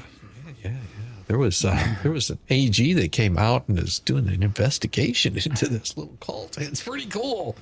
Mm-hmm. Yeah, it's interesting how that works. Yes. Yeah. Just say it ain't Yeah, so. well, things come up. People start doing naughty things. Things get investigated that they don't think are going to get looked at. Yeah, I mean, how that happens. Yeah. Well, it's especially whenever, you know, and I've talked about this before, especially whenever you know, certain people start feeling a little jilted, they tend to like say, hey, you know, I'm feeling a little left out here. How about you help me out here? You know, it's my money, so you know. This guy, he's you can understand why he's getting a little frustrated. He sees them pulling up in a brand new car, and he's going, and they can't even give him $500, or they give him $500 and tell him make it last, bitch. Mm-hmm. Well, I remember when this story first came out. Yes, and at first I was like, that just seems a little odd. Some homeless guy just out of the blue comes up to you and supposedly gives you his last bit of money. I don't know. It's just one of those weird things. Well, it went and filled up her gas tank, you know. And I mean, it seemed plausible at the time. You're just like, I mean, I could see how somebody would, you know, would help out, you know, a chick, I mean, just sitting there going, hey, I'm going to walk over to this gas station. He says, no, I got you. But I could also see her paying him back for the money right then and there. And then moving on. I mean, just how quickly it developed, and the whole thing was just like, for me, I was just like, there's something not right with this. Yeah. And, it seemed to me like one of the, like stuff wasn't adding up, on all of it. And I mean, I'm not one to really donate. I'm just not a big donator like that. I like do super chats and stuff like that for people, but I'm just not one that does donations. And the only donation that I've ever like promoted on here, I think I promoted Jeremy's at one point in time, like early on, which was set up by somebody that was supporting him. It wasn't even him that set it up. It was one of his supporters set it up. I promoted it, but I didn't donate to anything to that. I don't believe I did. No, I don't think I did, because the only one that I've ever donated to was for somebody that was dying of cancer. And they have since passed. It's like, hey man, just to save woodworking. Well, thank you, K-Matt. Yeah, I was putting in a light fixture today, and I've got to do some woodworking to make it work right. It's trash Chinese crap that could have probably got off Temu for cheaper. Oh, shite. Thank you so much. I appreciate you there, K-Matt. I appreciate you. Yes, I do a lot of like the little woodworking stuff. So it's, like I said, furniture. Somebody said, hey, I've got some great rosewood. I'm like, man, I'm if I was building an instrument, that'd be great. I'm not. What I need to do. Really pretty.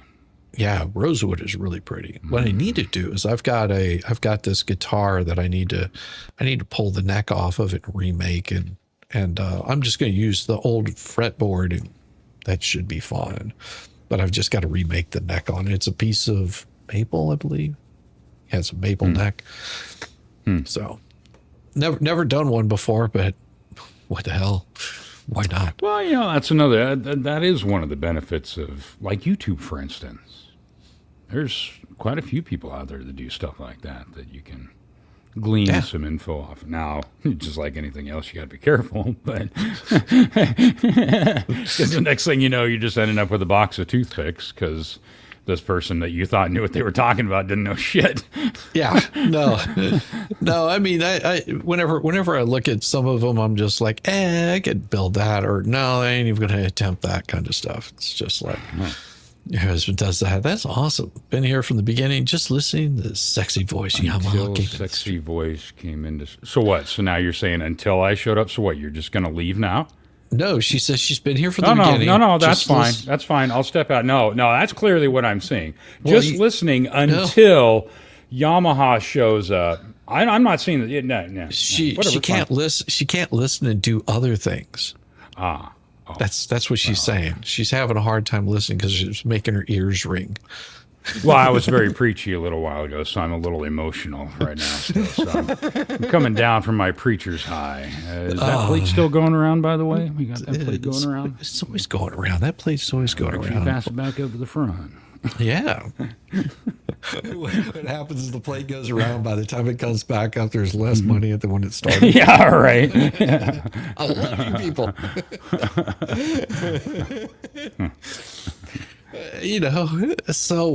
So this it's not stealing, it's reappropriation of government funds. Reappropriation of people's funds.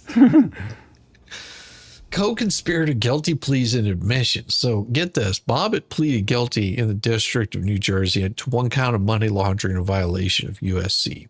18 USC. As part of the plea, Bobbitt admitted that he met D'Amico McClure while panhandling in Philadelphia. Bobbitt further admitted D'Amico McClure told Bobbitt that they made up a story about Bobbitt spending his last 20 to provide McClure gas when she became stranded.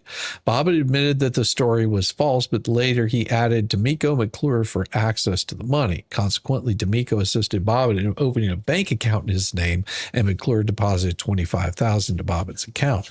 Bobbitt admitted that he used some of the funds he received from D'Amico and McClure to buy drugs. Well, I can understand that if that's what you're used to. Mm-hmm. Bobbitt also pleaded guilty in New Jersey conspiracy to commit theft by deception related to this GoFundMe.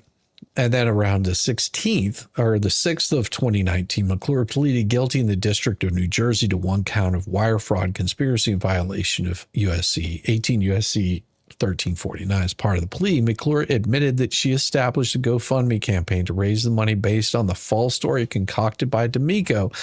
So they just threw D'Amico under the freaking bus. Like both of them. They were just like, it was all his idea. Just like, what? Yeah.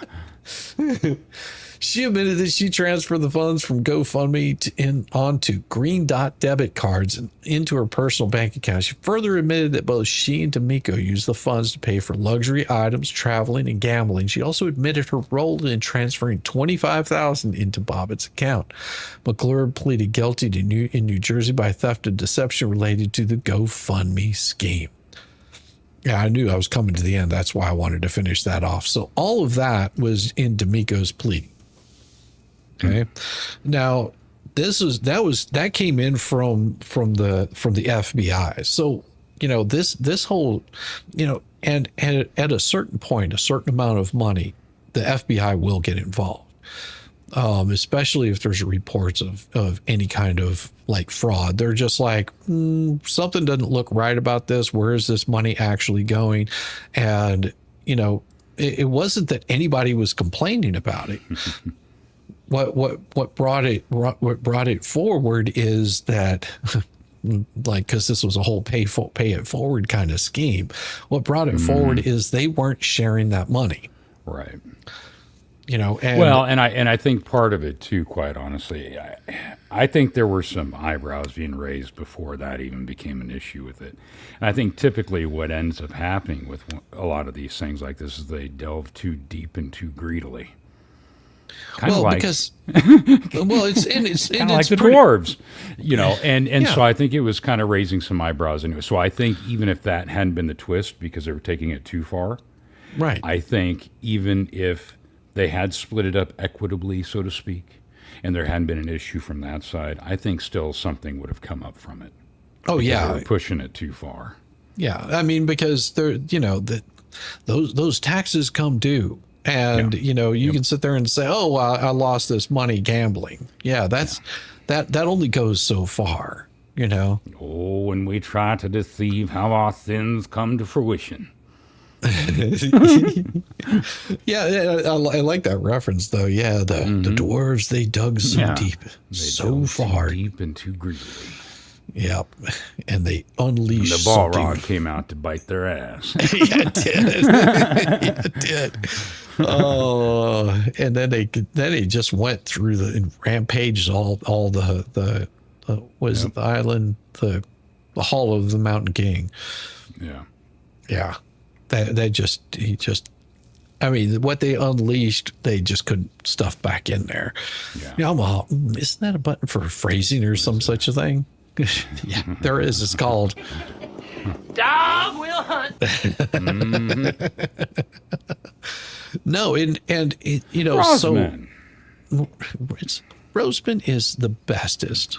She was so awesome, and Mr. Ranch there, Mr. Roseman was pretty awesome. She's funny, and Dominic. I like Dominic. Well, the bank doesn't really have to report. See the thing about the GoFundMe stuff is if it's coming from a legitimate place like GoFundMe, the bank isn't really reporting on anything. They're just saying, okay, this money's coming in. They don't control how the money's spent or how it comes in. Now, what ends up looking really fishy is if you have like an account set up and those donations are coming in small bits at a time. Then a lot of times what will happen is you'll get like drug enforcement involved, because then it looks like you might be dealing drugs, especially if there's money coming in, money going out like that. And that's not really tied to anything, but just tied to random people. That can really cause that makes it look like there might be some other dealings going on. She says she would listen to you read a menu. Mm-hmm. Yes, Mr. Ranch is more bestest. She likes the Mr. Ranch. Mr. Ranch. Oh my God. Yeah. So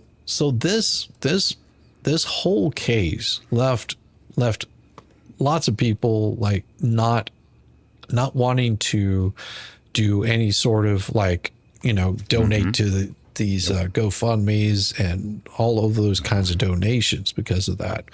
And then people started doing other shady stuff on the backside.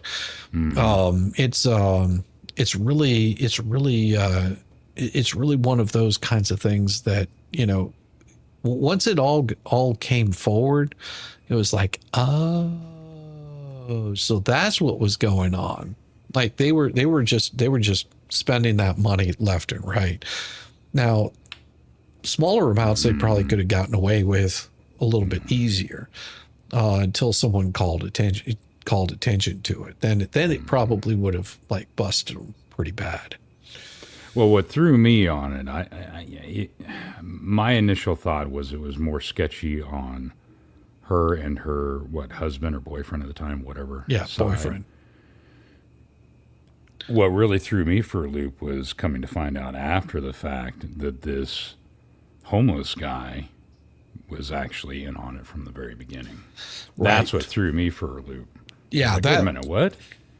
Really? Well, and I'm wondering if it wasn't just because they talked him into it. Sure. I mean, you get a guy that's like that, who's got a drug habit, or rug habit, whatever. Yeah. It would be very easy to con this stuff like that. Happens all the time. Yeah, how'd you like to make a few $1,000? Yeah, happens all the time. It'd be like, hey, I'm up for that. I'm up for that. Hey, why not just a few thousand? CIA, that's hilarious. What up, Shizzy? Hope you all are well, clear-headed the work day that approaches. Yes. And tomorrow I'm going to be doing some more Lower Owen stuff tomorrow morning, so that should be good. Yeah. So. Oh yeah. Yeah, I'm sort of working on the catching people up to date what's going on, and then whenever that trial happens, I think a lot of people that are watching will be a little more up to date with it, sort of understand some of the craziness going on behind that you don't know about. Yeah, that'll definitely be interesting. I kind of had a feeling, I was kind of like Larry, I think, in that idea as far as for just using as a reference for the Idaho 4 and with Koberger.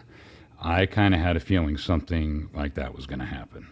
Yeah. I wasn't seeing that going, because me personally, I thought that dude was guilty from fucking day one. And so I didn't foresee it, and especially with the way things were going. But with her, I really sincerely hope. And we've all seen how she is. So I'm hoping that she doesn't end up just saying, okay, screw it, they got me, and just making some plea deal or anything. I want to see her in criminal court. I think that is going to be fucking hilarious. I want to see, smell, and if at all possible, lick her salty tears. Well, and here's the thing where I think she's really screwing up. And I mean, part of her pleadings in all of this was saying, that she's got a what is it, a mental handicap that she's like, serious. Yeah, I know. You have to understand that doesn't excuse behavior. Having some sort of mental illness doesn't excuse bad behavior. And doesn't allow you to utilize it as a shield and a weapon either, by the way. Just saying. No, because if she tries to use that kind of stuff in this case, it's going to ruin her. Hey, gutter girl, how you doing? Stupid autocorrect. Call me whenever you want, cat. Just do not call me for the happy hour. Well, and that's the thing about it is, with Laura Owens, trying to claim these kinds of things, it's coming back to bite her in the ass, because they're just like, at any point in time you could have stopped this from happening. But instead of stopping, she dug in and went twice as hard on it. And in doing so, she perjured herself. She got caught lying multiple times. I mean, this is the thing that really got her was her lying to the court, in court, faking images, all to create this narrative that but it was just a little perjury. That was what one of her sayings was. It's just a little white lie. It's just a little perjury. It's a little white lie, Your Honor. I'm trying to get him to do. And she's done this 4 times before. 4 times before this. Exactly, and that's good. Well, that we know of. That we know of. Yeah. So by the time it gets to that point, as far as for the criminal portion, it could be far more than that, for all we know. Oh, yeah. Yeah, she's totally fucked herself. Yeah, and I don't know what will happen with those restraining orders, because I'm sure, because she's got a restraining order. I think it's against Maricini. I think they just had another hearing on that. That got re-upped. My personal opinion is since all of this fallout, they should all automatically just be scrapped, as in like yesterday, in my opinion. Yeah, because she's done all this shit, and it was all under false pretenses. It was all lies. Mm-hmm.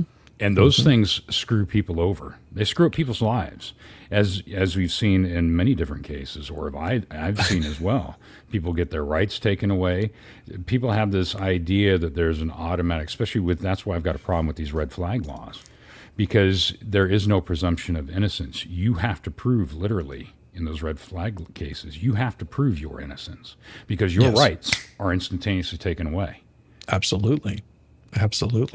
And you have no direct recourse right off the bat. You have to come back after the fact, because they can hold these hearings in private without you being there or even knowing about it. Exactly. It's a bunch of shit. And she lied about it all. Yep. Every single bit of it. Every damn bit. Wouldn't you like to know? So Rosemary, you just scolded Mr. Ranch through the kitchen window. He's eating all the veggies I make to put in his eggies for the week. Is he out in the garden acting like a bunny again? Is that what you're doing? Well, he does like to hop around like a bunny. Actually, I've seen Rosemond on all 4s, so I'm just saying that I don't know who's hopping around like a bunny. Well, Star, to put it basically, in its very basic form, you have different states that have these red flag laws, right? Several of them have them. And so what somebody can do is they can make a complaint anonymously, and it can be taken before a judge, and it can be based off of complete and utter horse shit. Yep. And the person who is being accused has no idea what's going on. Yep. And the next thing you know, you get officers showing up with a warrant or a court order at your door, wanting all your firearms, this, that, and the other thing. They'll take your devices. In some cases, you have to prove your innocence, which is complete horse shit. Yep. And that's why I have a problem with these red flag laws. Yeah. Now, that's coming from somebody who's been a certified law enforcement officer. I think it's complete and utter horse shit. I've seen it used I've seen it used in nefarious means far too often. It does happen. Even the VA pulls that shit with veterans. Yep. Yep. And they're sitting there going, "No, wait." You're going, "What? What are you talking about? I'm not exactly. I'm not talking about deleting myself. What do you mean? That's not what I said. I never said that." Yeah, it's unreal, Star. It is absolutely unreal. But that's what happens with those kinds of cases. I mean, it's messed up. I mean, most of the time you're going to see those like in a divorce case.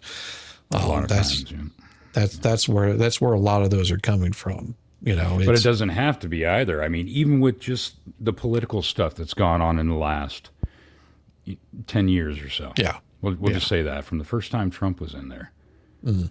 Yeah. A lot of family members have been horrifically, violently divided over that kind of shit.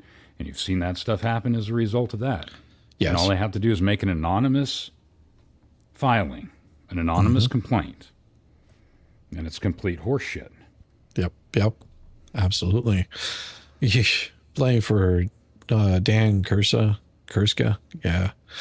Well, and there was and so, you know, whenever I was looking at this this particular GoFundMe one, you know, one of the things that came popping up in my search was a link to, I think it was GoFundMe, all of them that have been like terminated because they were created falsely, or they were done under nefarious means. One big one that happened during the whole coup thing was the Freedom Riders or something like that were in Canada.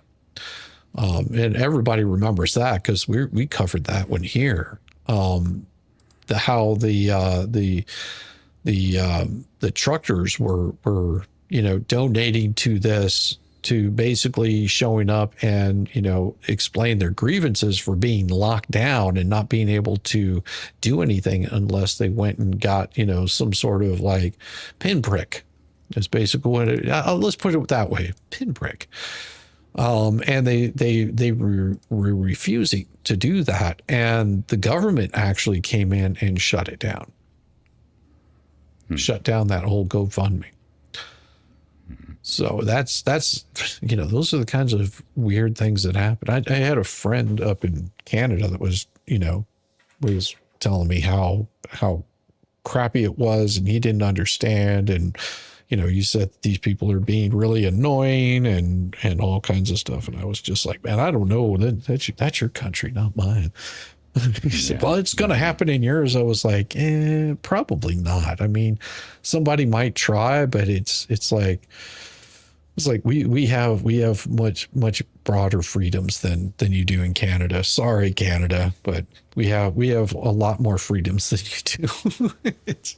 It was written into our Constitution. Well, it hasn't. That's right. Stopped them from trying. But. Yeah, Starzy, they froze people's bank accounts as well. Oh, yeah, right. Yeah.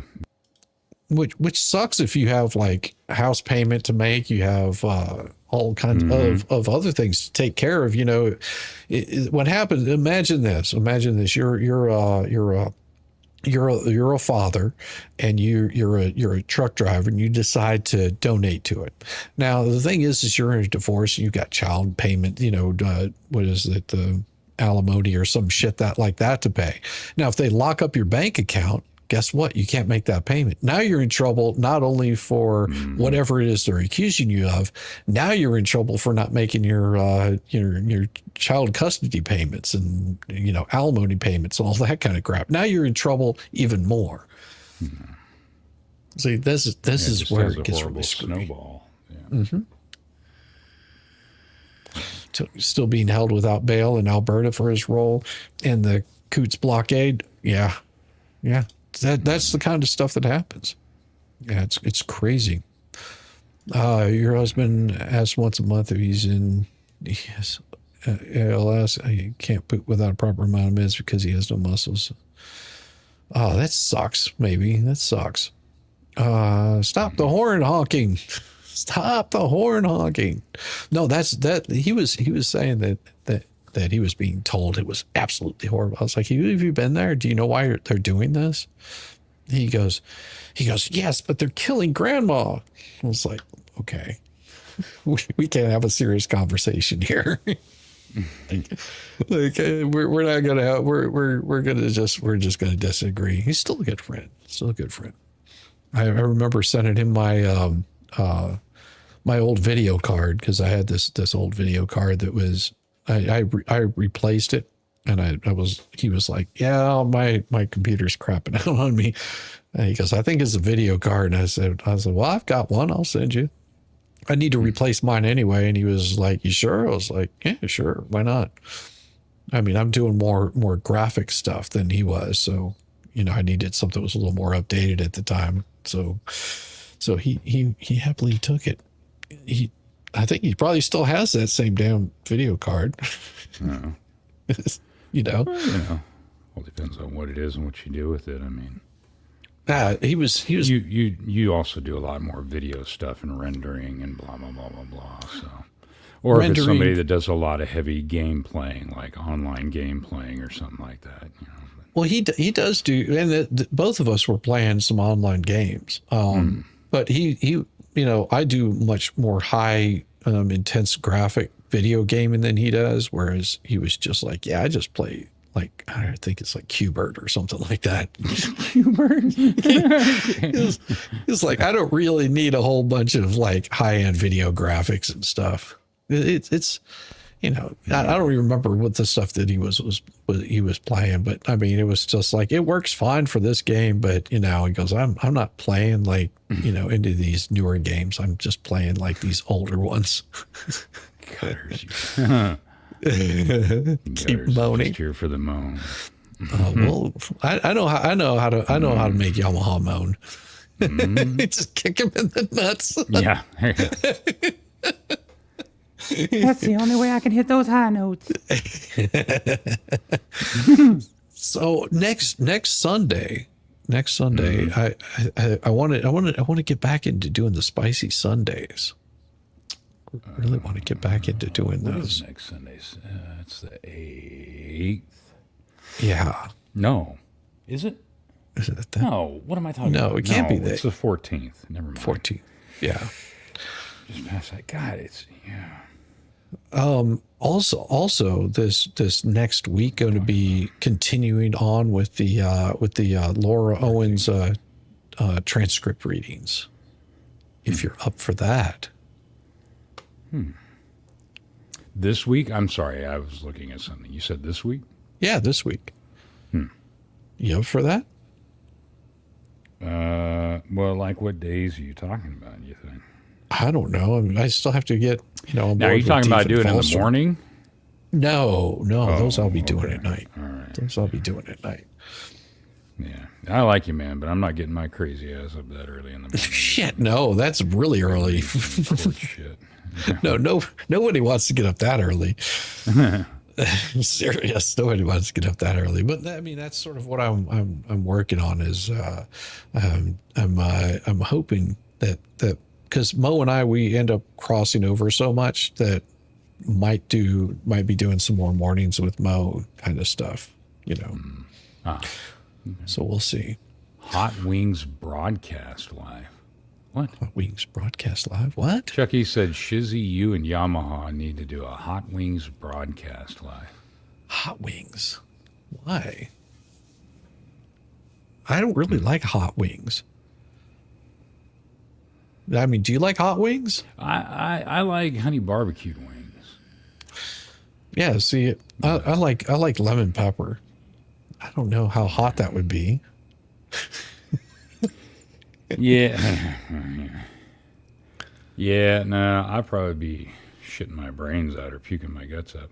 My stomach doesn't like me anymore, along with my liver. So it doesn't take any. Oh, yeah. Young and dumb and drink too much and do stupid shit. That's what happens. So yeah. I have to be careful with that. Now, don't get me wrong. I like spicy stuff, and I'll suffer the consequences for it. But yeah, I mean, I like spicy stuff also, but for hot wings, it's never really been my flavor. You almost said you like stiffy stuff. That's what you said. You started it. Spicy. Well, the stiffy stuff is that's for late night. Good night, used to Sherry. get, definitely. And you know, this is, we're hitting that 2-hour mark. Everybody have a wonderful night, and make sure that you hit the thumbs up, because, you know, it makes the algorithm feel so much better. I thank you. Thank you so much. And, Hey, Lefty. thank you for coming thank you, in, brother. everybody. Well, yeah, thanks for having me. It was fun. And everybody, we'll see you in the morning. And See you later, guys. I'll send you guys somewhere. I don't know where, but we'll send you. See you soon. Peace. Bye. Bye.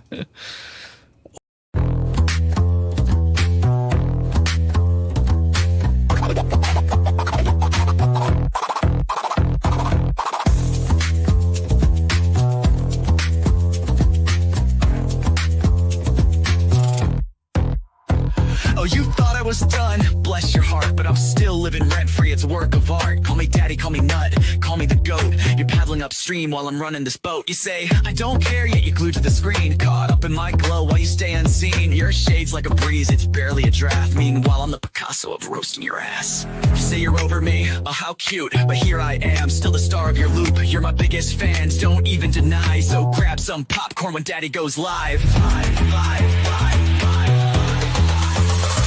Call me daddy, yeah, shout it loud. King of your thoughts, I'm making you proud. Papa Nut, Shizzy Daddy, headline act. Your background noise, and that's just a fact. Let's face the score. You hate that you love me, but you keep wanting more. You're like a dog chasing cars, you don't know why. But here you are, barking while I touch the sky. Your comments are gold, such comedy gold. Who hurt you? Oh wait, it's me, I'm told. You're keeping tabs like an unpaid intern while I'm cashing checks. When will you learn? Your timeline's a shrine to every move I make. I'd say thanks, but you're a nasty skank. Oh, Shizzy's washed up. Yeah, sure, Jan, yet here I am, the centerpiece of your plan. You hate watch my stream like it's Oscar night, but guess what, kiddos? I'm still shining bright. Call me daddy, send in your bread. I'm still rent-free in your effing head. Papa Nut, Shizzy Daddy on your brain. I'm your mental landlord, you can't complain. Let's keep it real. You hate that I'm winning, but you love how it feels. Oh, I'm sorry, did I break your streak? You tried to ignore me for like half a week, but daddy's too spicy, you can't look away. I'm the train wreck you need every single day. So while you're out there with your plastic clout, I'm here sipping coffee watching you freak out. You're irrelevant, wow, what a take. Now go rewatch my vids while I count how much I make. I count how much I make. Call me daddy, yeah, own it now. I'm reading your brain and you don't know how. Papa Nut, Shizzy Daddy, let's set the bar. I'm the constellation, you're a burned out star. Embrace your role, cause I'm the main character. You're just an old ragged ass, burned out troll. So that's your bedtime story, kids tucked in sweet and snug. Shizzy Daddy's forever, you lose and you're stuck in the mud. Now say goodnight to Papa Nut, your mental pain. Oh wait, you will see me tomorrow's. Gundam will see me tomorrow, same obsession, same effing thing.